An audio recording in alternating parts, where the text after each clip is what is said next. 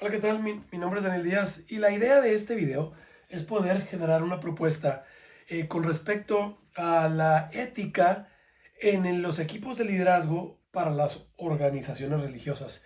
En mi caso particular y para este video, yo no seleccioné una específica organización religiosa, sino vi este eh, oportunidad para desarrollar una herramienta que pueda ser utilizada en cualquier organización religiosa. Así que en base a esta estructura pudiéramos implementarla en cualquier o involucrarse en cualquier organización religiosa y poder desarrollarla. La separé en tres pasos y quisiera ver en este momento el paso número uno, que es diagnosticar éticamente cómo están practicándose o cómo están funcionando los equipos de trabajo o el liderazgo en su práctica ministerial. Y básicamente vamos a diagnosticar tres cosas. Número uno, qué tan coherentes son los valores de la organización religiosa con respecto a las cuestiones prácticas bíblicas. Y esto es importante porque en este diagnóstico vamos a poder observar si las prácticas ministeriales que cada organización religiosa tiene están apegadas o alineadas a la Biblia. Otra cosa que vamos a buscar diagnosticar es qué tan profunda es la influencia de las éticas seculares en la organización religiosa. Hemos visto en los últimos años un sincretismo y las éticas seculares tomando forma o ingresando fuertemente a cómo éticamente los equipos de liderazgo eh, se desarrollan. Y también vamos a estar revisando si los principios fundamentales que vamos a ver ahora son parte de la práctica de la organización ministerial. Eso es muy importante porque son principios básicos y bíblicos que están muy fuertemente marcados en la Biblia. Hay varios, pero yo tomé como los principios fundamentales 5 y los vemos aquí a continuación. Número uno sería la dignidad humana. La dignidad humana tiene mucho que ver con cómo se trata a las personas. Se les da un trato correcto por quienes son, no por lo que tienen o su estrato social, sino por lo que ellos son. Y es importante evaluar para asegurar que todos los miembros de la organización están siendo tratados de forma digna y respetuosa, todos tienen las mismas condiciones y las oportunidades. Otro de los principios es el amor, y hablo del amor ágape porque es la naturaleza de Dios. Esto es importante porque no solo es un mandamiento que nos amemos dentro de la organización, los líderes contra la gente que coordinan, pero también observar que Dios nos ama así a nosotros y a través de expresar la naturaleza del amor de Dios, nos aseguramos que tenemos una ética cristiana correcta. Número tres, la justicia. Y la justicia iría más amplio que solo el término legal que conocemos de justicia, sino asegurarnos que también las personas están siendo bien llevadas y tenemos una justicia social integral y la iglesia se involucra en el desarrollo de la justicia social, además del buen manejo transparente en cuanto a los recursos económicos y los recursos generales de la organización religiosa. Adicionalmente, el respeto. El respeto nos va a dar una idea de cómo estamos tratando a las personas, si son tratadas equitativamente, pero de forma correcta. Y por último, ponía yo el ministerio de la reconciliación. El Señor nos ha llamado a que todos los equipos de liderazgo consideremos que una de las funciones fundamentales de los líderes es llevar a las personas a reconciliarse con Cristo. 3. Como parte del diagnóstico, también es muy importante observar o detectar si las éticas seculares se influenciaron o se involucraron en la situación. Y para esto vamos a observar si hay influencia del pragmatismo. El pragmatismo básicamente lleva a los líderes o a los equipos de trabajo de una organización religiosa a priorizar resultados en base no a principios éticos, sino a resultados, a lo que está dando como resultado. Y esto pudiera ser riesgoso porque tal vez la economía, si es un buen resultado, según ellos, pudiera ser una métrica a observar. Y esto pudiera ser peligroso porque no es necesariamente lo que espiritualmente deseamos como crecimiento. Así que es importante revisar para que no se manifiesten esas formas y se evalúen las acciones de los equipos de trabajo en base a eso. También vamos a revisar si hay utilitarismo involucrado como ética en la organización religiosa. El utilitarismo fomenta la idea de que la moral es más alineada a los resultados o a los términos en los que las personas se sienten felices. Pero la Biblia no necesariamente nos lleva a que todo tiene que ser hacia la felicidad, sino que a que cumplamos el propósito correcto de Dios en nuestras vidas.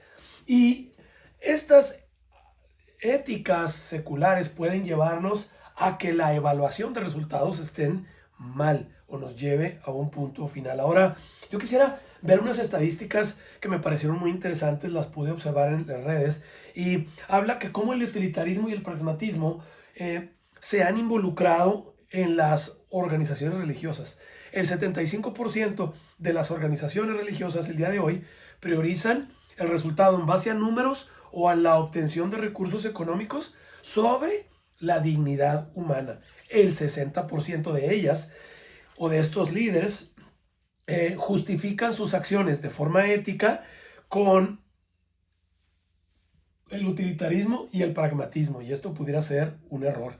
Y casi el 50% de estos líderes o de estas organizaciones religiosas han basado también o han puesto a funcionar el 50% de sus recursos para programas que tienen un impacto visible en la cuestión utilitaria. Por la cuestión del relativismo y la ética autónoma o de que cada uno sienta lo que su verdad es, no de forma absoluta como nos enseña la escritura, pude ver estas estadísticas. El 75% de las organizaciones religiosas han tomado posturas morales o las han adaptado al sincretismo para darle a cada persona lo que le gusta y hacerlos felices, y no tomando las normas sociales correctas, y esto compromete obviamente la doctrina. Ahora, 60% de los líderes que vemos el día de hoy bajo estadísticas de Estados Unidos evitan confrontar a las personas hablando frontalmente del pecado, porque los temas morales pueden alejar a las personas y para ellos los números son muy importantes. Y por último, casi el 50% de las congregaciones u organizaciones religiosas reportan que el mensaje y del evangelio ha tenido que ser diluido doctrinalmente para atraer a las personas a los pies de Cristo. Ahora vayamos al paso número 2. Habiendo diagnosticado, la idea es establecer algunas estrategias que puedan servir para la transformación ética de la forma correcta para las organizaciones religiosas. Yo puse por lo menos 3 estrategias en base a lo estudiado. Número 1, fomentar o buscar que el liderazgo tenga un modelo de servicio como el de Cristo. No vino a ser los jefes, sino vinieron a servir.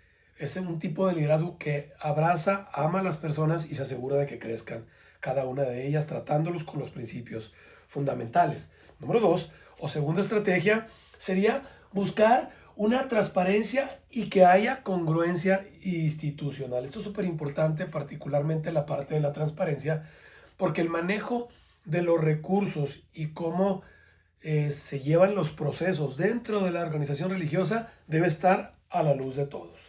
Y por último, otra estrategia sería asegurarnos que todas las organizaciones religiosas están comprometidas con una responsabilidad de justicia social, utilizando proféticamente lo que la Biblia nos mandata a todos hacer.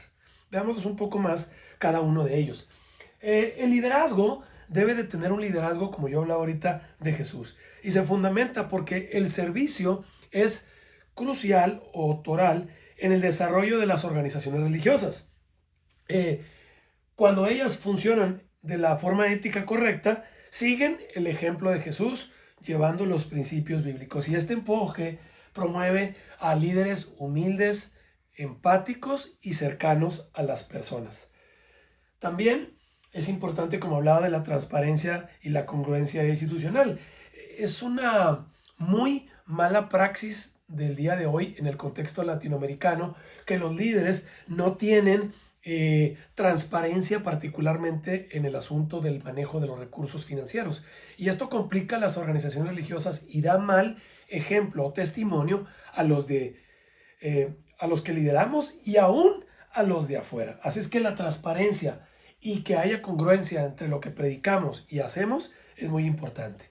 Y por último, no podemos dejar de lado que toda organización religiosa tiene un compromiso con la justicia social. Las organizaciones religiosas deben de tener siempre un enfoque que es proactivo hacia la promoción de la justicia social o estructural en todos los ámbitos del ser humano, buscando trascender e involucrarse en los diferentes ámbitos de la vida, asegurando que los oprimidos y los vulnerables tengan una buena vida y un desarrollo personal también. Ahora, como paso número 3, después de haber diagnosticado y buscado las estrategias correctas, vamos a la evaluación. Este paso es muy importante porque nos da una métrica, no necesariamente números, de lo que estamos haciendo y si lo estamos haciendo bien. Y para esto puse 3 valores para evaluar. Número 1, asegurar que tenemos mecanismos para la correcta rendición de cuentas. Número 2, asegurarnos que nuestras éticas con alineación cristiana impactan, transforman y nos ayudan a las buenas relaciones. Y por último, asegurarnos que como liderazgo, aplicando la ética cristiana en una organización religiosa, nos aseguramos que funciona dentro de nosotros el principio de la reconciliación. Ahora, para el mecanismo de rendición de cuentas, buscar evaluando, considero estos aspectos importantes. Asegurarnos que tenemos un control transparente y objetivo de cómo manejamos los recursos y cómo es la operación de la organización religiosa. Adicionalmente, la evaluación continua del desempeño de todos los equipos de trabajo y las personas. También trabajar para que haya fidelidad en el liderazgo, personas que puedan trabajar de largo plazo. Asegurar también que tenemos un mecanismo donde las personas pueden exponer sus quejas o darnos sugerencias de cómo pudiéramos mejorar lo que hacemos. Y por último, tener transparencia en la comunicación. Una comunicación fluida, asertiva y transparente asegura que rendimos cuentas correctamente. Acerca del impacto transformacional y relacional, es importante asegurarnos que inspiramos y motivamos a los equipos. Las personas deben de estar siempre buscando hacer lo correcto y en constante desarrollo personal con respecto a la ética cristiana. Asegurar que fomentamos que las personas tienen consideración para cada uno, porque cada uno es diferente y necesitamos estar cerca de las personas. Y por último, asegurar que las personas también son influyentes, pero con los ideales correctos para que las éticas seculares puedan ser sacadas del medio de nosotros. Y por último, la aplicación del principio de la reconciliación. Esto no lo quiero dejar de lado porque es el llamado fundamental de la iglesia, atraer a las personas a Cristo y estando ahí, asegurar que los llevamos todo el tiempo al conocimiento de Cristo. Así que, pudiendo utilizar estos 3 puntos de evaluación, podemos constantemente saber si nuestra organización religiosa está operando correctamente.